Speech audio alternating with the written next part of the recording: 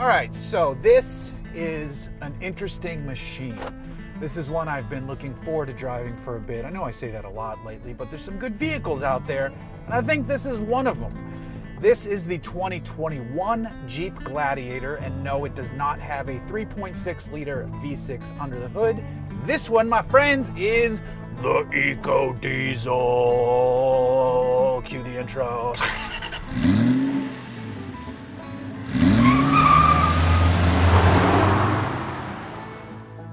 Okay, so let's get the basic bits out of the way first. Yes, this is a Gladiator, so we've reviewed these before. You can go watch one of our other videos and see what we've said about the Gladiator. Go click that link above my head, do that YouTuber stuff. Go watch one of those. But this one, on the outside, it's a Rubicon, so it looks nice and tough. I think the silver paint on this looks good with the blacked out fender flares. The Falcon Wild Peak tires look nice. Of course, Fox shocks at all four corners, so it is ready to rumble, and it looks good while doing it. On the inside, it's comfortable. It has a decent Uconnect system. I've since experienced the upgraded Uconnect system when we drove the Durango Hellcat, and it's more responsive, it's better. Uconnect is a good system, but this one is already dated by the Uconnect 5, which is out in other models. So hopefully the diesel will either get a mid-cycle refresh with updated Uconnect or a 2022 model year or something like that. It works fine. The off-road pages can be a little slow at first press to get them into it. But otherwise it's crisp, easy to read, sound system is great, everything works nice there. Like I said, comfortable, plenty of room in the back for kiddo and the dog if we have them coming along on the journey, which we do not today. But we're not reviewing the overall Gladiator, we're talking specifically about the engine. Now this is an engine that has been around for a bit in other applications. It's a 3-liter turbodiesel V6, and it is backed up by a TorqueFlite 8-speed automatic gearbox. This is a different gearbox than the standard 8-speed. This one is beefed up for all that torques. So what we have under the hood is making 260 horsepower, which is, whatever.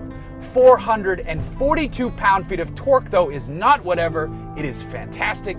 It is excellent. It is wonderful. It sounds like a diesel in a good way. This sounds like a truck. This is a proper truck with that diesel clatter. It is there. It exists. It's not that loud inside the vehicle, which is nice. I mean, you got to put your boot into it a little bit. On the outside, though, it definitely sounds like a diesel in a good way. It's nothing offensive or anything like that about it. So it takes a vehicle that is extremely capable, and I think makes it more so by incorporating all of that torque, which is available, pretty low on, I think 1400 RPM or something crazy like that. Off-road, this thing, it just chugs along, and the engine is barely turning without a care in the world. I am on a very lame, basically a fire road at this point. There used to be the trail that would take you to the Holy Jim Trail, which is not accessible anymore since a fire a few years back. So I just came here to set up and get some shots. But earlier in my week with this thing, earlier in my week with this thing, I took this out past near Barstow, which is where a lot of the off-road race teams test. And they were testing while we were out there, which was kind of cool to watch. I shot a video for Auto Trader of this, which you can see more footage of that. I'll put a link to that video too if you feel like going to watch that review. But we took this on some trails. We kicked around in the dirt, slid the tail out a bit, took it on some climbs. I actually took it up the steepest thing I've ever probably climbed. I didn't get a look at what the roll and pitch display said, but as we went up it, I actually had a moment where I'm like, I should not be doing this, but I'm also too afraid to turn around, so let's just go. And I had to have it in 4 low for that climb. And it did it. It was so vertical to me that it felt like the truck was going to flip over backwards, which is nowhere near true. I mean, it was probably 30 degrees because we were on some 20-degree stuff earlier in the day, and that's fun. And then as you go up closer to 30 degrees, you're like, this is a lot less fun. And the hardcore off-roaders, if you're watching, is like, bleh. Come on, man. In Moab, we do stuff that's damn near a vertical. Well, I don't, okay? So that felt extremely fucking steep to me. And it was fun, and it did it. I was scared. The Jeep was not.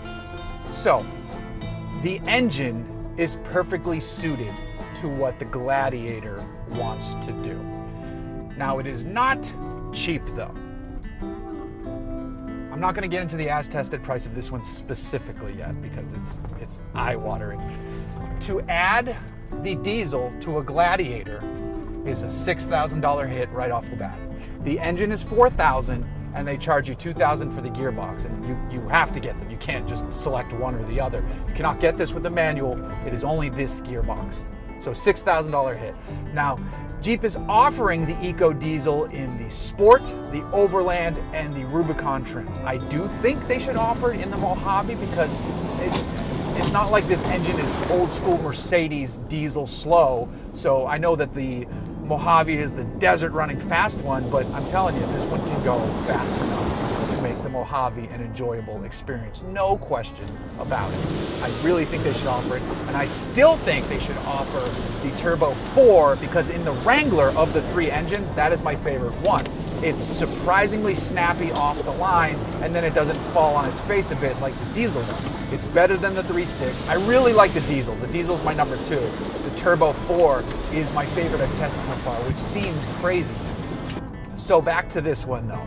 Let's actually get specifically to this one because as tested, this diesel Gladiator Rubicon is, whoo, deep breath, $65,000. Holy fucking shitballs.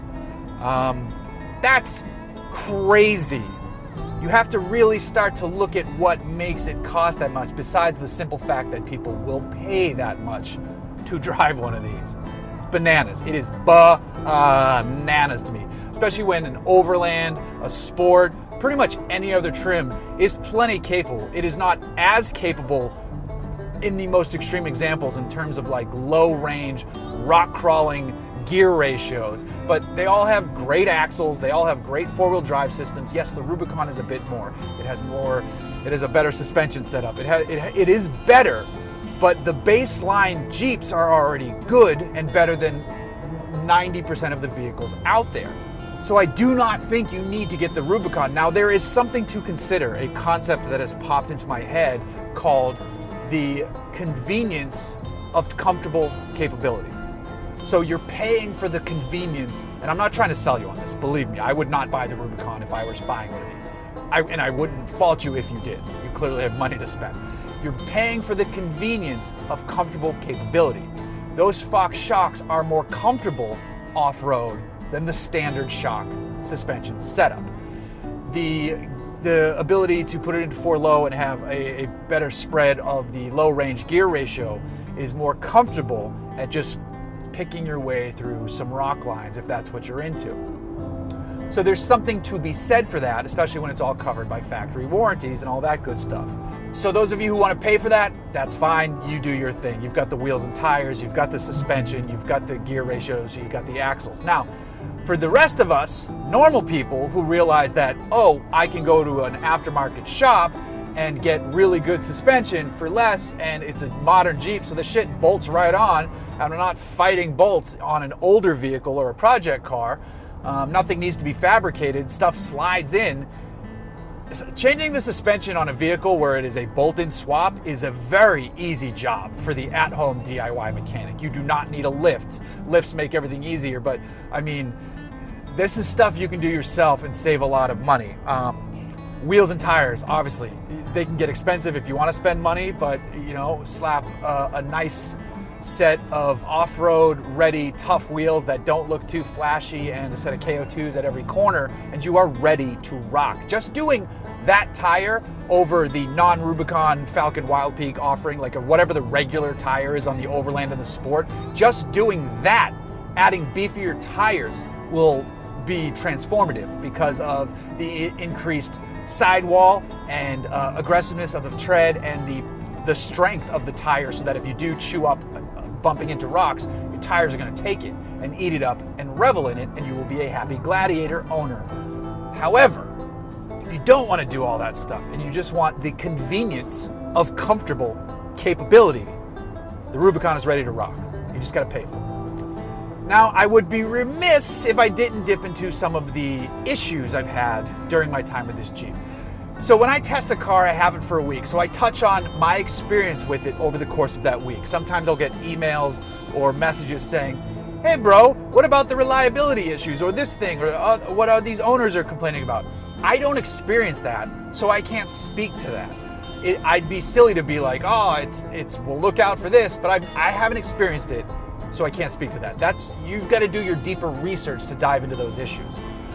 However, that said, I know somebody with a diesel Wrangler. You should follow them on Instagram because their photography is fantastic. Photo Runner, this is their account. They've had a few issues with their diesel Wrangler. This diesel Gladiator has, right now looking down, 5,828 miles on it, which is a lot for a press car actually when it gets to me. Those are hard miles, but I got a check engine light. I did get a check engine light, and I have a code reader from Innova, so I did read it, and it says it was a sensor for the DEF, so diesel exhaust fluid. One of the codes, there's two sensors. One of the codes was faulty, or the sensors was faulty. I cleared that code, and it hasn't come back. The check engine light hasn't come back. Still, that's something you should know. The second issue I've had, when I go to shut the door and grab it by the armrest here on the door, it almost feels like it's pulling a little bit, like there's glue behind it, and I can feel a little bit of pull from the glue from the door card and the door. And for a $65,000 truck, I should not hear or feel that at all. No excuses, absolutely not. That's not great. And I don't know why it's doing that. Make your FCA jokes in the comments, have at it. But generally when I test these feel like pretty well-built, solid machines. Every owner right now is going, welcome to the club, motherfucker. So there's that. But getting back to move out of the way for this mountain biker because go for it, even though you're Lycra and I am baggy. Everything else is great. And I've enjoyed my time with this vehicle. The diesel engine is option. If I were buying a Gladiator, which is the point of this, if I were buying a Gladiator, I would get the diesel. I would spend the extra money on the diesel. I would not get the Rubicon. I'd eventually upgrade it over time with parts that I chose. It'd probably wind up being Fox shocks anyway. But I would do different wheels. I would do different tires than these Falcon Wild Peaks. The tires are fine. I just have been pretty partial to KO2 over the years. Love them on my Montero and any other vehicles I've driven that have had KO2s, BFGs, KM3s, all that stuff. The diesel engine is great. The gearbox handles the torque fine. You can shift it yourself if you want by slotting it over. There are no paddles. There's buttons behind the steering wheel for audio stuff. So I'm bummed that I got a check engine light. I'm bummed they don't offer the Turbo 4, but I am happy that the diesel is out and about in the Gladiator space. The Wrangler owners have been able to play with it for a bit. Jeep Cherokee owners going back a bit further. They've had it for a bit longer, but it's nice, it's comfortable. You have a bit better range, better fuel economy, and then just the torque. You actually don't really care about the fuel economy because you bought a Gladiator. It's the torque, the deep well of torque. It's not a deep well, but it is a great well, and you get it from the bottom, and now we're here. And it's great, and I like it, and you can just, like I said, 1,500 to 2,000 RPM, just cruising up steep stuff like it's nothing. It's easy to bag on these when you haven't driven one in a while, or if you've never driven, like, I need a Jeep, I got this. When you take one of these off-road, you go, oh, okay, I get it. Especially a Rubicon, it's really good. It's just the convenience of comfort capability. That's what it is here. But like I said, pay for the diesel, get a lesser trim. Yeah, that's what I'm sticking. I am sticking with that notion on this thing. I like this thing. I recommend it. Be aware of that check engine light I mentioned. Maybe dive into some owners' forums and see what's going on with that. But otherwise, this thing's great, and I really like it. Hopefully, these turn out to be moderately reliable and people who bought them are having a good time. But there you go. That is the EcoDiesel Jeep Gladiator.